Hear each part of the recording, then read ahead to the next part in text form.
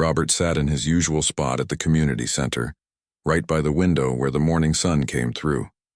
He liked it there, quiet, peaceful. Nobody bothered him much, and that's exactly how he wanted it. At 72 years old, he'd earned his peace. The coffee in his cup was lukewarm, but he didn't mind. He'd drunk worse. Much worse. But nobody here knew about that, and he planned to keep it that way. "Morning, Robert," called out Mrs. Henderson as she shuffled past with her walker.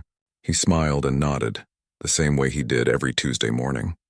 She'd been coming to the senior exercise class for years, and so had he. Not because he needed it, really. His body was still strong, trained by decades of discipline. He came because it made him part of the community, just another face in the crowd. That's all he wanted to be now. Just Robert, the guy who helped carry groceries, the one who fixed the squeaky door without being asked, the man who showed up early to set up chairs and stayed late to sweep the floors. Around him, the community center buzzed with life. Kids were running through the halls, their laughter echoing off the old walls. In one room, someone was teaching a cooking class. In another, people were learning English. This place meant everything to the folks in Millbrook, this small town that time seemed to have forgotten. Robert had moved here 5 years ago, and nobody had asked too many questions. They just accepted him. That was nice. Refreshing, actually. No expectations. No pressure. No salutes or formalities. Just neighbors being neighbors. "You're here early again," said Tom, the maintenance guy, as he walked by with his toolbox. "You know you don't have to do that, right?" "Setting up all those chairs by yourself," Robert shrugged. "Keeps me busy. Besides, these old hands need something to do." Tom laughed. "Old hands? Man, I saw you carry 4 boxes of donated food last week like they were nothing. You're stronger than most guys half your age." If only he knew, Robert thought. If only any of them knew. But that was the point. They didn't need to know. He was done with all that. The community center was showing its age, though. Robert noticed it more than most. The paint was peeling in the corners. The roof leaked when it rained hard. The heating system made concerning noises in winter. He'd mentioned some of these things to Linda, the center's director, but she always gave him the same tired smile. "We're doing our best, Robert. Money's tight." Always is. He understood that. He'd offered to help with repairs himself, but Linda was proud. This place ran on donations and grants, and she didn't want to take advantage of anyone's kindness, especially from a retiree living on what she assumed was a modest pension. Little did she know. This morning felt different, though. Robert could sense it the moment he walked in. People were whispering in clusters. Linda looked stressed more than usual. Her assistant, Jennifer, had been crying. Something was wrong. "What's going on?" Robert asked Mrs. Henderson quietly. She leaned in, her voice trembling. "There's a meeting today. About the center. Word is they might have to close it down." "Can you imagine? This place has been here for 40 years. My grandkids learned to read in that room right there." Robert's jaw tightened, but his expression stayed calm. Years of training had taught him to never show his hand. "When's the meeting?" 10 o'clock. They're letting everyone sit in. I think they want us to know what's happening before they make it official." He checked his watch. 30 minutes. He took another sip of his coffee and watched as more people filed into the main hall. Families, seniors, volunteers, all of them worried. All of them scared of losing this place that held their community together. Robert had seen this before in different forms. Organizations crumbling under financial pressure. Communities torn apart by bureaucracy and money problems. He'd been powerless to stop it then, following orders, moving where he was told to move. But not anymore. Now he was just a civilian. Just Robert, or was he? He pushed the thought away. He'd made a promise to himself when he moved to Millbrook. No more interference, no more pulling strings, no more using the weight of his past to change the present. He was retired. Finished. Done with all that. But as he watched a young mother comfort her daughter, promising her that everything would be okay with the after-school program, something stirred in him. That old instinct. The one that never really went away no matter how much time passed. At exactly 10 o'clock, Linda walked to the front of the packed hall. She looked exhausted. Robert had seen that look before, on the faces of people who'd been fighting battles they couldn't win. "Thank you all for coming," she began, her voice barely steady. "I'm not going to sugarcoat this. The community center is in serious financial trouble. The building needs major repairs. The roof, the electrical system, the plumbing, all of it. We're looking at about $500,000 in necessary work. The room erupted in gasps and worried murmurs. 500,000 might as well have been 5 million to a place like this. Linda held up her hand. We've applied for every grant we can find. We've done fundraisers, but it's not enough.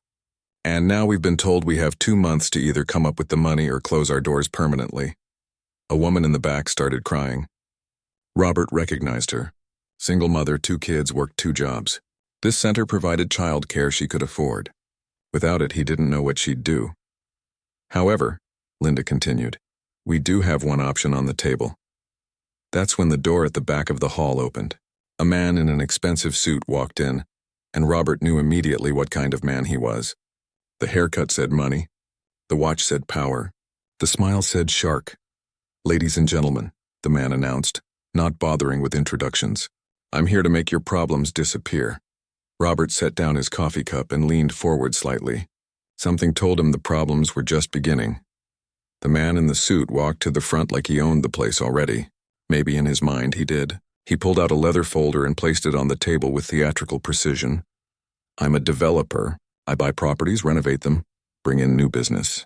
I've been watching this building for years and I'm prepared to make an offer. $300,000, cash, quick sale.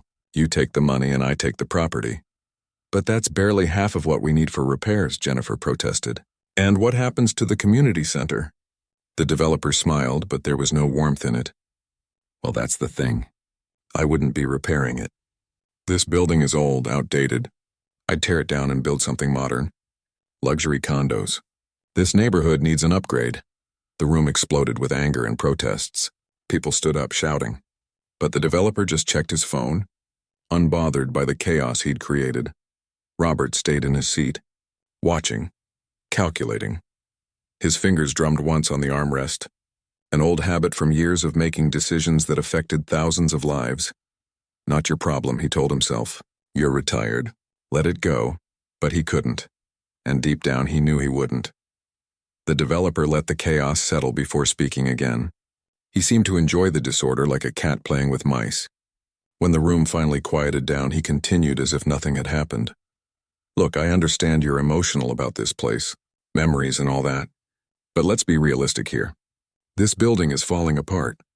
You don't have the money to fix it. I'm offering you a way out. Take the $300,000 and use it to rent space somewhere else. Problem solved. This isn't just a building, Linda said, her voice shaking with anger and frustration. This is where people come when they have nowhere else to go. We run job training programs, food distribution, support groups for veterans and families. You can't put a price on that. The developer shrugged. Actually, I just did. $300,000. And before you get too proud to accept it, let me remind you that in 2 months you'll have nothing. Zero. The city will condemn this building and you'll be out on the street anyway. At least my way, you walk away with something. He pulled out his phone and glanced at it. I'm a busy man. I've got 3 other properties to look at today. You have 48 hours to make a decision. After that, I'm moving on to other opportunities. Robert watched the man carefully. He'd dealt with people like this before. Men who saw everything as a transaction, who measured success in dollars and power. Never in lives changed or communities strengthened. In another life, Robert had negotiated with warlords and corrupt officials. This developer was no different, just wearing a nicer suit. Mrs. Henderson leaned over to Robert. Can you believe this guy? He wants to turn our community center into expensive apartments that none of us could ever afford to live in. Robert didn't respond. He was thinking. Processing. Old habits kicking in despite his best efforts to leave them behind. The developer was packing up his leather folder when someone from the back shouted, "What gives you the right to come in here and destroy our community?" The man turned, irritation finally showing on his polished face. What gives me the right? Money, capital, the free market. This town is stuck in the past. Those condos I'm planning, they'll bring in wealthy buyers. Those buyers will spend money at local businesses. Tax revenue will increase. You should be thanking me for wanting to invest here. We don't want your kind of investment, Tom the maintenance guy called out. We want our center. The developer laughed, but it wasn't a pleasant sound. Your center is a relic. This whole neighborhood is barely hanging on. I'm offering progress whether you're smart enough to see it or not. That's when something inside Robert shifted. He'd been content to sit back, to watch, to let this play out without getting involved. But there was something about the developer's arrogance, his complete disregard for the people in this room, that reminded Robert of every bully he'd ever encountered in his long career. He'd spent his life fighting bullies, fighting for people who couldn't fight for themselves, and sitting here pretending he was just another retiree with no power suddenly felt like a betrayal of everything he'd stood for. Robert stood up slowly. The movement was subtle, but something about it made people notice. The room gradually quieted. Even the developer paused, looking at the old man by the window with mild curiosity. "Excuse me," Robert said, his voice calm and clear. Not loud, but it carried weight. "I think there might be another option we should consider." The developer looked him up and down, taking in the faded jeans, the simple flannel shirt, the weathered work boots. His expression shifted from curiosity to barely concealed contempt. "And you are?" the developer asked, his tone suggesting Robert wasn't worth his time. "Just a concerned community member," Robert replied evenly. "I'm wondering if you've considered a partnership approach instead of a buyout. The building has good bones. With the right investment and planning, it could be renovated while maintaining its community purpose." The developer smirked. "Let me guess. You think we should all hold hands and sing songs while the building collapses around us? This is business, old man. Real estate development, not a charity project." "I understand it's business," Robert continued, his tone unchanged. "But good business considers all stakeholders. The community, the long-term economic impact, the social value of established institutions." "Social value?" The developer actually laughed. "That doesn't pay mortgages. Look, I appreciate your concern, but leave the business decisions to people who understand how the real world works. Now, if you'll excuse me," he turned to Linda, 48 hours. My secretary will send over the paperwork. I strongly suggest you take the offer, because trust me, you won't get a better one." Robert remained standing. He pulled out his phone, an action so uncharacteristic that Mrs. Henderson actually gasped quietly. In 5 years, she'd never seen Robert use his phone in public. He was always so disconnected from technology, so present in the moment. "Before you go," Robert said, his fingers moving across the screen with surprising speed, "perhaps you should wait for just one moment. I need to make a quick call." The developer stopped, turning back with exaggerated patience. "A call?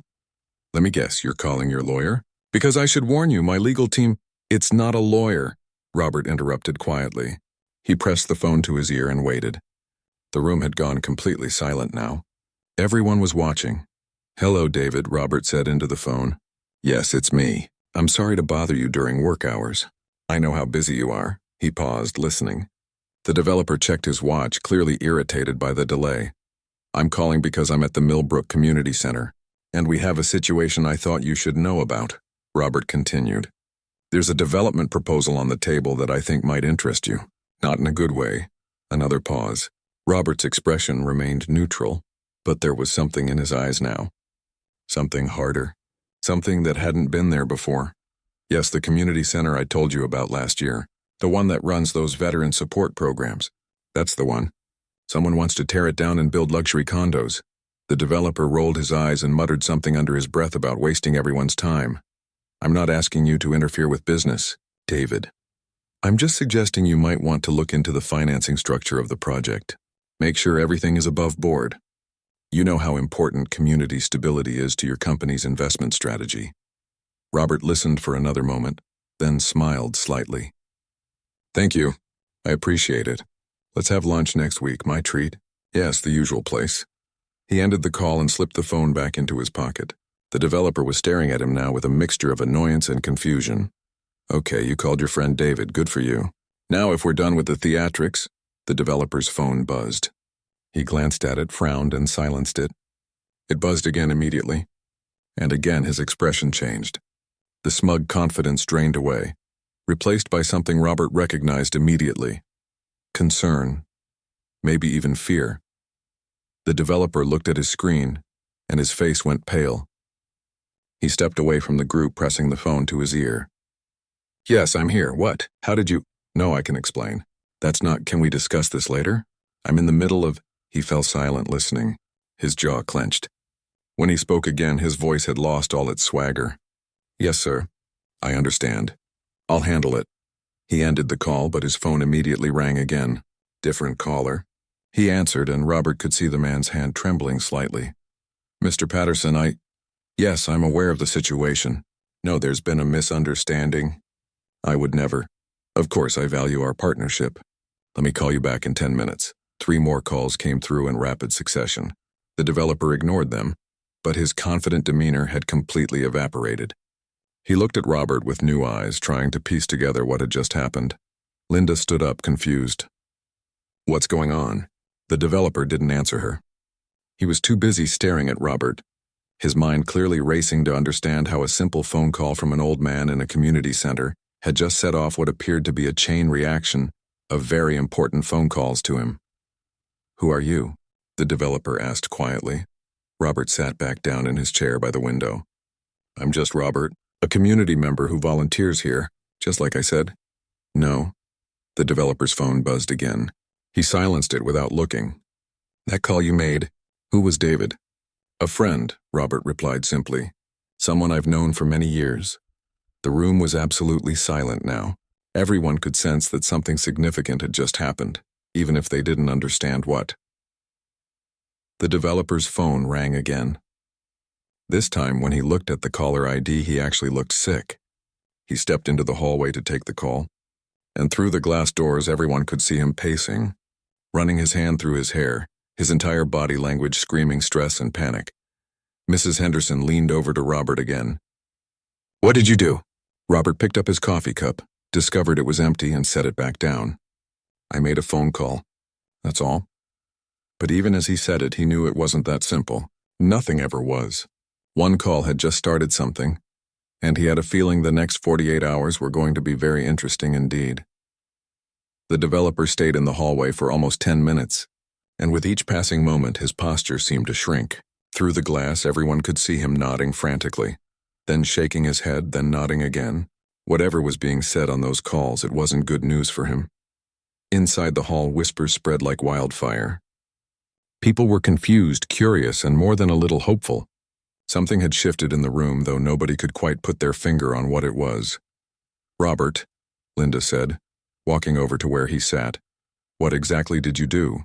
He looked up at her with those calm, steady eyes. "I called a friend and asked him to look into things. That's all. That's all." Tom laughed nervously. "Man, that guy went from king of the world to looking like he's about to throw up. What kind of friend do you have?" Robert didn't answer.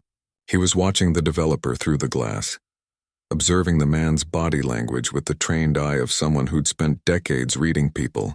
The developer was in trouble. Serious trouble. And he was just beginning to realize it. Mrs. Henderson's grandson, a teenager named Danny, had pulled out his phone and was typing frantically. "Guys," he said suddenly, his voice rising with excitement. "I Googled Robert's name. Robert Chen. You're not going to believe this." "Danny, put your phone away," his grandmother scolded. "That's rude." "No, seriously, Grandma. Look at this." He held up his phone and several people crowded around to see the screen. There was a long pause, then someone gasped. "That can't be right," Jennifer whispered. "What is it?" Linda asked, trying to see over the growing crowd. Danny's hands were shaking as he scrolled through the results. "It says here that Lieutenant General Robert Chen retired 5 years ago, after serving as a 3-star general. He was some kind of military legend, served under 4 different presidents, led peacekeeping missions all over the world. There are pictures of him meeting with heads of state, receiving medals, commanding troops." The room fell absolutely silent. Every eye turned to Robert, who sat calmly by the window as if the revelation meant nothing at all. "Robert?" Linda's voice was barely a whisper. "Is this true?" He sighed, the kind of sigh that carries years of weight. "That was my job, yes. A long time ago. A long time ago," Tom practically shouted. "According to this, you retired in 2020. 5 years ago. You came here right after retiring. You've been a 3-star general this whole time and you never said anything?" "I came here to stop being a general," Robert said quietly. "I came here to be normal, to help people without rank or titles getting in the way. That part of my life was over." Danny kept scrolling, his eyes wide. "It says you were on the board of directors for 6 major corporations. That you have connections in Washington in the military and business. That you were known for being one of the most respected leaders in the entire armed forces." "Was," Robert emphasized. "Past tense. I'm retired now." But the connections, Jennifer said, starting to understand. Those don't just disappear, do they? When you called your friend David Harrison, Danny interrupted, reading from his phone, CEO of Harrison Industries, one of the largest investment firms in the country. They finance major development projects all across the state. Oh my God, Robert. You called a billionaire CEO like he was your buddy. Robert shrugged. We served together many years ago. He was a young officer. I was his commanding officer. We stayed in touch. He's a good man. The developer chose that moment to come back into the hall. His face was red, his expensive suit somehow looking rumpled despite being perfectly pressed. He walked straight to Robert, and everyone could see the change in him. The arrogance was gone, replaced by something between respect and fear. General Chen, he said, his voice tight. I didn't realize. I apologize for my earlier rudeness. It's just Robert, he replied calmly. And there's nothing to apologize for. You didn't know. I just received calls from my primary lender, 2 of my investors, and the mayor's office. All within 15 minutes, all of them suddenly very interested in this particular project. The developer's laugh was bitter. I'm guessing that wasn't a coincidence. Robert stood up, and for the first time people could see it. The way he carried himself. The absolute confidence in his movements. The bearing of a man who'd commanded thousands of soldiers. Who'd made decisions that affected nations. It had been there all along, hidden under flannel shirts and coffee cups, but now it was visible. I didn't call them, Robert said truthfully. I called David and mentioned the situation. What he chose to do with that information was his decision. A decision that's about to kill my entire project, the developer said. Harrison Industries holds the primary financing for 3 of my current developments. If they pull out, I'm done, finished. Then perhaps, Robert said gently, you should have been more careful about whose community you tried to destroy. The developer ran his hand through his hair again. What do you want? Just tell me what you want and I'll make it happen. Linda stepped forward, finding her voice.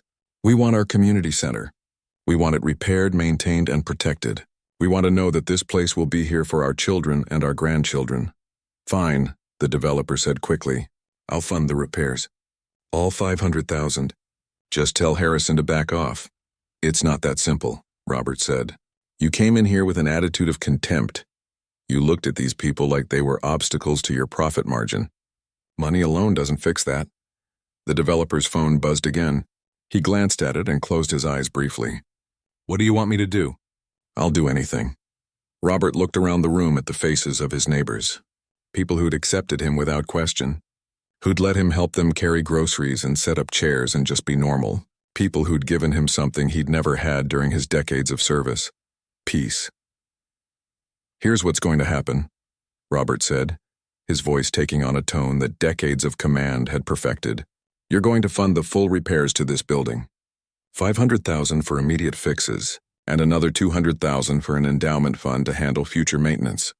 The developer opened his mouth to protest, but Robert held up a hand. You're also going to partner with this community, not dictate to it. That vacant lot 3 blocks from here, the one you've been eyeing, you're going to develop it, but you're going to include affordable housing units. Real affordable housing, not luxury apartments with 1 token low-income unit for tax purposes.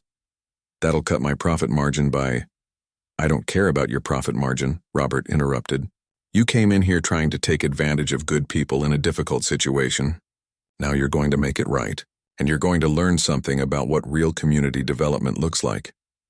The room was absolutely silent. The developer looked like he wanted to argue, but his phone buzzed again, and whatever fight he had left in him died.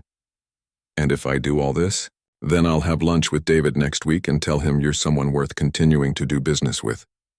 I'll explain that you had a change of heart, that you see the value in investing in communities, not just extracting from them. And if I refuse? Robert's expression didn't change, but there was steel in his voice when he answered. Then David will pull your financing. Your investors will follow, and you'll spend the next 5 years rebuilding a reputation that I can destroy with 3 phone calls. Your choice. The developer stood there for a long moment, clearly weighing his options. Finally, he nodded. Okay, you win. I'll do it. All of it. This isn't about winning, Robert said quietly. It's about doing what's right. Something you should have considered before walking in here with threats and ultimatums. The developer left without another word, still clutching his phone like a lifeline. The moment the door closed behind him, the hall erupted. People were talking over each other, laughing, crying, hugging. The community center was saved. More than saved, it was going to thrive. But Robert had already sat back down in his chair by the window, pulling out a newspaper like nothing unusual had just happened. Linda approached him slowly. "Robert, I don't even know what to say." "You just saved this place. You saved all of us." "I made a phone call," he said, not looking up from the paper. "That's all? That's all?" She laughed, tears streaming down her face. "You're a 3-star general. You have connections that reach the highest levels of power. And you've been here for 5 years helping us, never saying a word about any of it. Why?" Robert finally looked up, and his expression was softer than she'd ever seen it. "Because here I'm just Robert. Nobody salutes me. Nobody expects me to be anything other than a neighbor who shows up and helps. Do you know how rare that is? How precious?" Tom walked over, shaking his head in disbelief. "Man, all this time we've been treating you like just another retiree. You could have been living in some fancy place, using your connections to live the high life. Why Millbrook? Why us?" "Because you needed someone who would just show up," Robert said simply.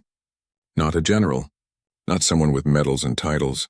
Just someone willing to carry boxes and set up chairs and be present. That's what I wanted to give, and what I got in return was worth more than any rank or recognition." Mrs. Henderson came over with her walker, tears in her eyes. "We would have appreciated you just the same if we'd known, Robert." "Maybe," he agreed. "But it would have been different. You would have treated me differently, asked for different kinds of help. I didn't want to be General Chen anymore. I wanted to be Robert. Your neighbor. Your friend. Just Robert." Danny was still staring at his phone, reading article after article.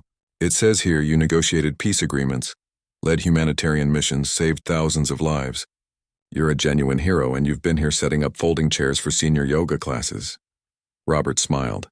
"Those chairs are important too, Danny. Every small act of service matters.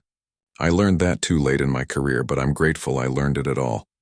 The celebration continued around him, but Robert returned to his newspaper, content to fade back into the background.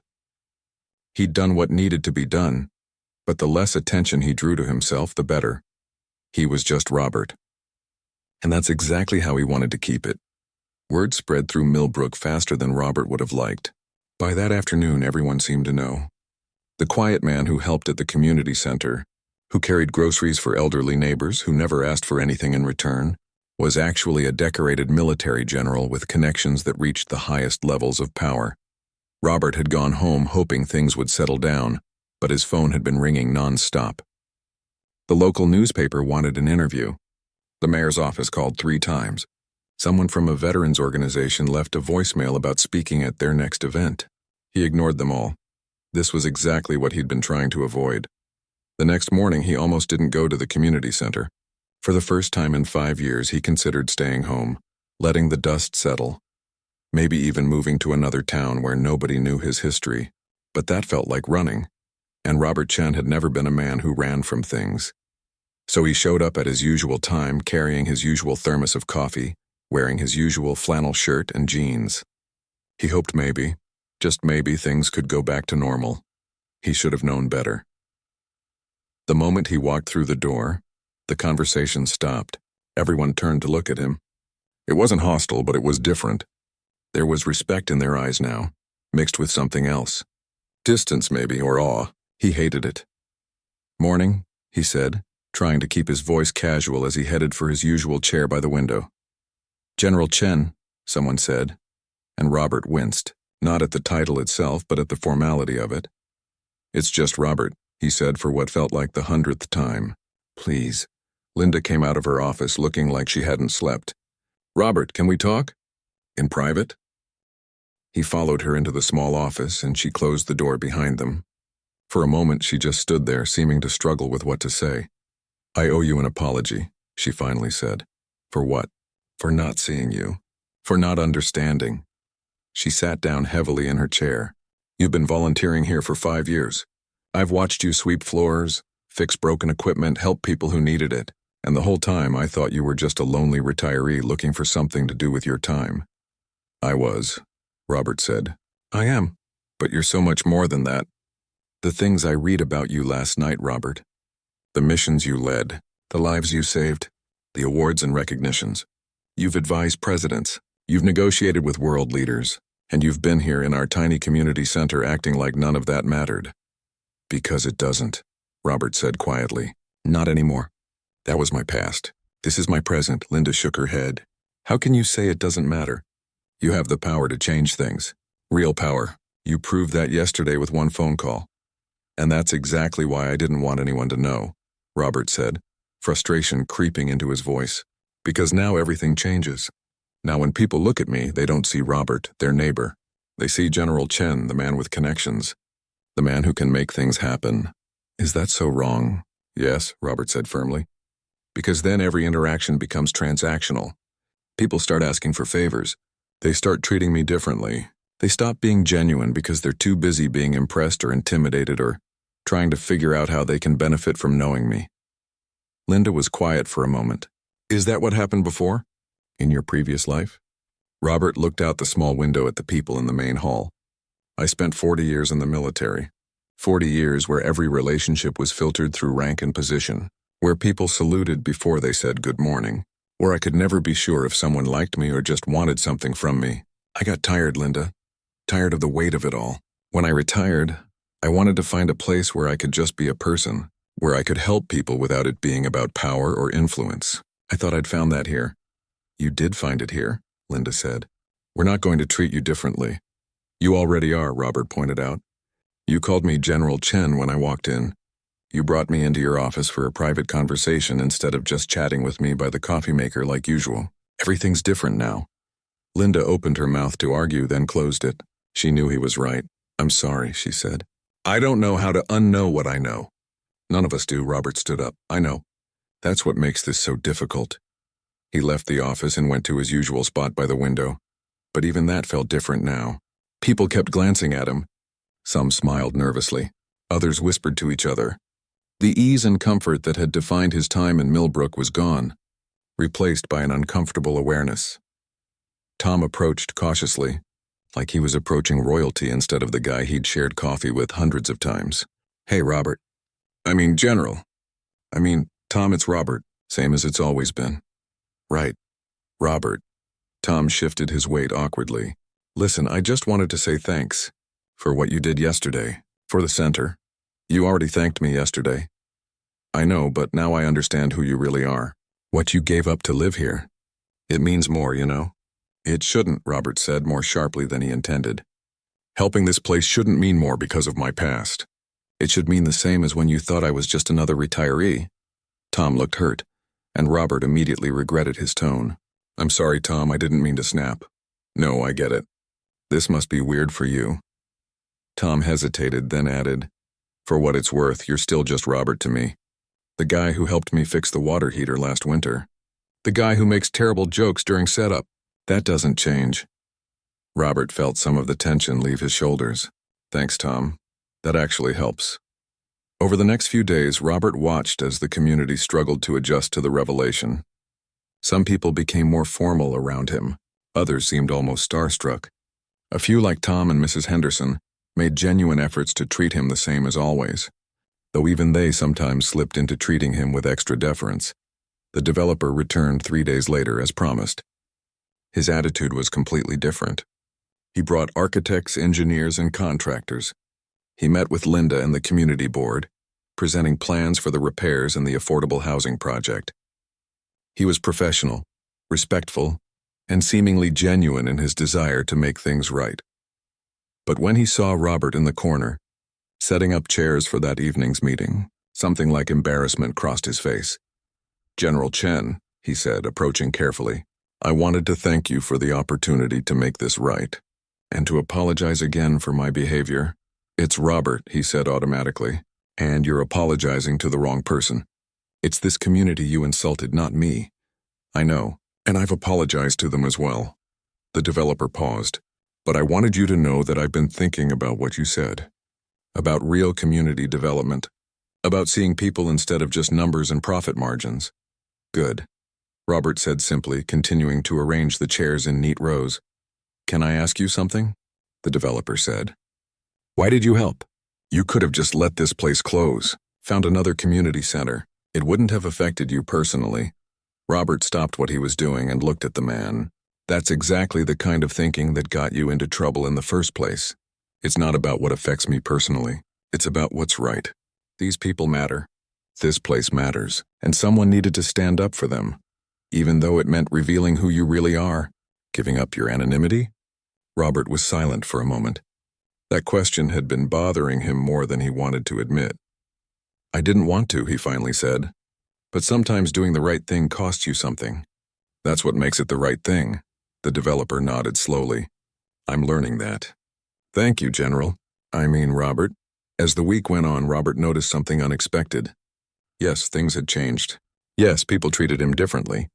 But slowly, subtly, some of the old ease was returning. Not all of it, maybe never all of it, but enough. Mrs. Henderson still asked him to help with her groceries, though now she also asked his opinion on her grandson joining the military. Tom still shared coffee with him, though now their conversations sometimes included Tom asking about leadership and decision-making. Danny started volunteering at the center more often, clearly inspired by Robert's story. The change that affected Robert most came from the veteran support group. He'd never attended their meetings, wanting to keep his distance from anything military-related. But now, the group's coordinator approached him. Robert, we have a lot of younger veterans in our group, guys who came back from Iraq and Afghanistan struggling to adjust to civilian life. They're lost, angry, dealing with issues they don't know how to handle. Would you consider talking to them? Just once? Robert's first instinct was to refuse. He'd left that world behind. But then he thought about what Linda had said, about having the power to change things, about not being able to unknow what you know. Okay, he said, I'll talk to them. That evening, Robert sat in a circle with 12 veterans ranging in age from 25 to 40. They looked at him with a mixture of respect and skepticism. He understood that look. He'd worn it himself once, a long time ago. I'm Robert, he began, and I'm going to be honest with you. I don't have all the answers. I spent 40 years in the military, rose to the rank of lieutenant general, led missions, commanded troops, and made decisions that affected thousands of lives. And when I retired 5 years ago, I felt more lost than I'd ever felt in my entire life. The skepticism in the room softened slightly. The military gives you structure, purpose, identity. When that's gone, you have to figure out who you are without it. That's terrifying. I moved here thinking I could just forget everything and start over. But you can't forget. The experiences shape you for better and worse. What you can do is figure out how to carry those experiences without letting them crush you. One of the younger veterans, a man with a prosthetic leg, spoke up. How? How do you do that? By serving, Robert said simply. Not in uniform, not with rank or weapons, but by showing up, by helping your neighbor carry groceries, by volunteering, by being present in your community. The mission doesn't end when you take off the uniform. It just changes shape. They talked for 2 hours. Robert shared stories he hadn't told anyone in years. Stories about struggling with the transition, about feeling purposeless about the day he realized that service could take many forms. The veterans listened, asked questions, and slowly opened up about their own struggles. When the meeting ended, several of them thanked him. One young man, barely 30, shook his hand and said, I was thinking about giving up, sir. But hearing you tonight, knowing that even someone like you struggled with this, it helps. It really does.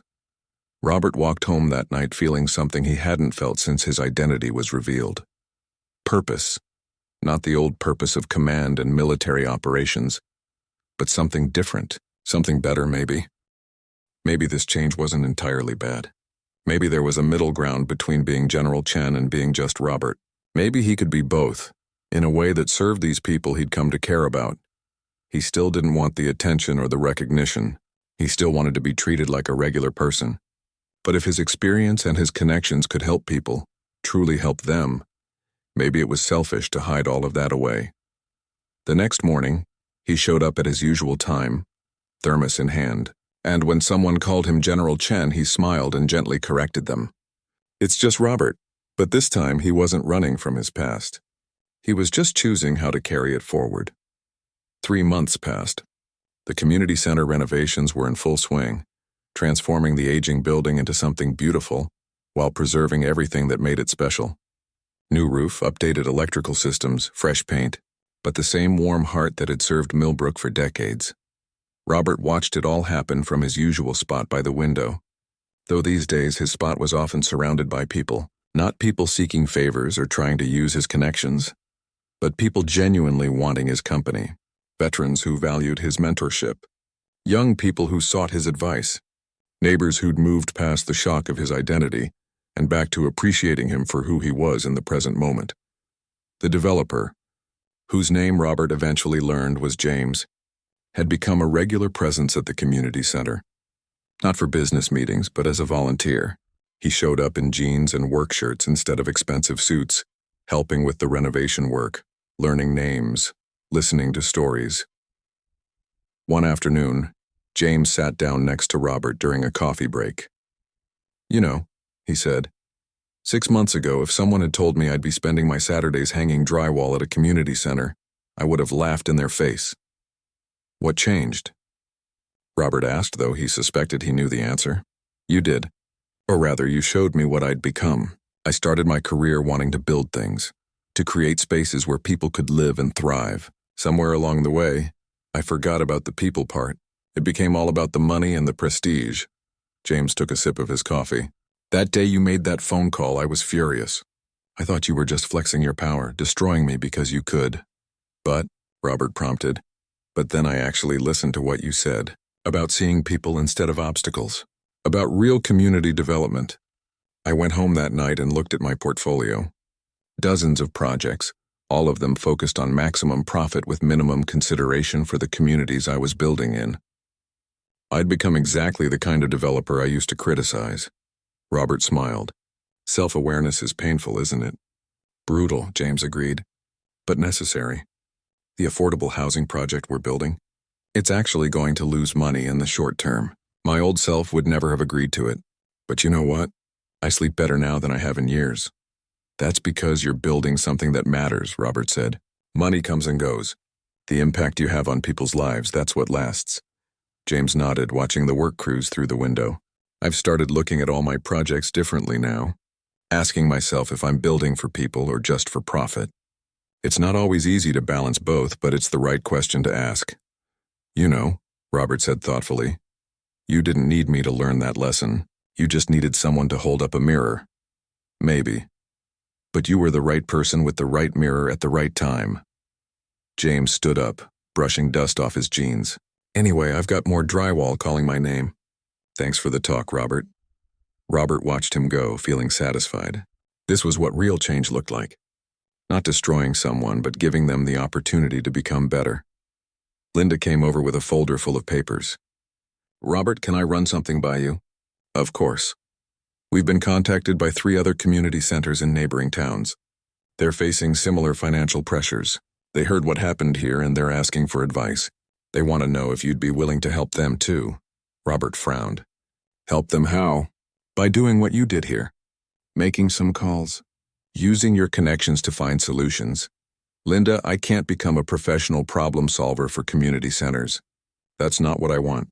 "I know," she said quickly. "I told them that. But what if instead of you making calls, you taught us how to advocate for ourselves? You know how to navigate these systems, how to approach developers and investors, how to build partnerships instead of just accepting whatever scraps were offered. Share that knowledge. Help us learn to fight our own battles." Robert considered this. "That I could do. But it's not glamorous work. It's research strategy networking. A lot of unglamorous phone calls and meetings. We don't need glamorous. We need effective." Linda smiled. "You keep saying you want to be just Robert, our neighbor. Well, neighbors teach each other things. This is you being a good neighbor on a slightly larger scale." He laughed. "When you put it that way, how can I refuse?" Over the next few months, Robert started what he called community advocacy workshops at the center. He taught local leaders how to research funding opportunities, how to approach businesses for partnerships, how to present their community's value in terms that investors and developers could understand.